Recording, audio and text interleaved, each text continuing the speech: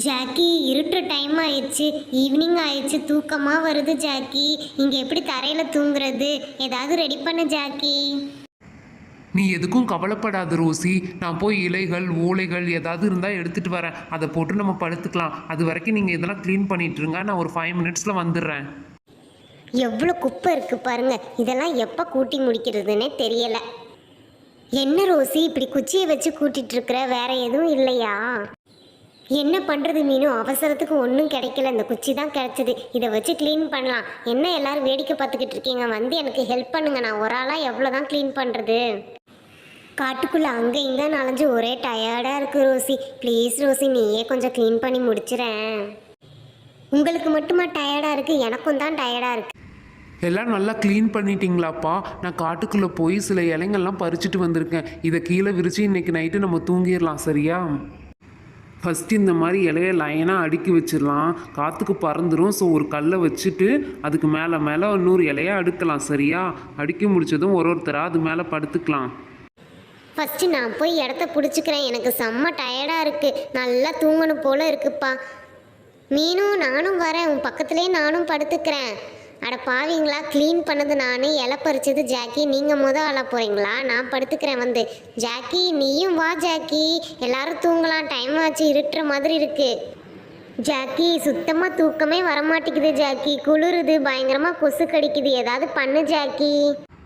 என்ன ரோசி பண்ணுறது? நம்ம பெட்ஷீட் எதுவுமே எடுத்துகிட்டு வரலையே. இந்த காட்டுக்குள்ளே இப்படி தான் இருக்கும். சரி ஓகே, இருங்க, நான் போய் பக்கத்தில் குச்சியெல்லாம் எடுத்துகிட்டு வந்து தீமூட்டம் போடுறேன். அப்போ கொஞ்சம் கதகதப்பாக இருக்கும், கொசுவும் கடிக்காது. Super idea Jackie. வந்த தூக்கம் கூட போயிடுச்சு. இந்த மாதிரி காட்டுக்குள்ளே குளிர் காய்றது எவ்வளோ சுகமாக இருக்கும்ல. ஆமாம் ஆமாம் மீனு. சரி ஓகே, சீக்கிரம் நான் கொண்டு வந்த குச்சியெல்லாம் அடுக்குங்க. நம்ம பற்ற வைக்க ஸ்டார்ட் பண்ணிடலாம். Okay, ready, 1 2 3. உஃப், சூப்பராக இருக்குது ஜாக்கி. இந்த காட்டுக்குள்ளே இப்படி தீ மூட்டி குளிர் காய்றதே தனி சுகம்தான். ஆமாம் ஜாக்கி, செம்ம ஐடியா. இல்லைன்னா நம்ம குளிர்லேயும் கொசுக்கடியிலையும் தூக்க வராமல் அவதிப்பட்டிருப்போம். ஓகே ஓகேப்பா, பேசுனதெல்லாம் போதும். சீக்கிரம் வாங்க. தீ எரிஞ்சிட்டு இருக்கும்போதே நம்ம போய் தூங்கிடலாம். ஏன்னா இந்த கட்டைங்கெல்லாம் கொஞ்சம் நேரம் தான் எரியும். அதுக்கப்புறம் ஆஃப் ஆயிடுச்சுன்னா மறுபடியும் கொசு கடிக்கும், குளிரும். அதுக்குள்ளே தூங்கிட்டோன்னா ஒன்றும் தெரியாது. வெயிட் பண்ணு ஜாக்கி, இப்போ தானே ஆரம்பித்தோம். அதுக்குள்ளேயும் தூங்க கூப்பிட்றேன். எனக்கு தூக்கமே போயிடுச்சு. இதில் ஏதாவது சுட்டு சாப்பிட்டா சூப்பராக இருக்கும்ல. ஏன் மீனும் இந்த நேரத்தில் சாப்பிட்றத ஞாபகப்படுத்துகிற? எனக்கு இப்போ ஏதாவது சாப்பிடணும் போல இருக்கே.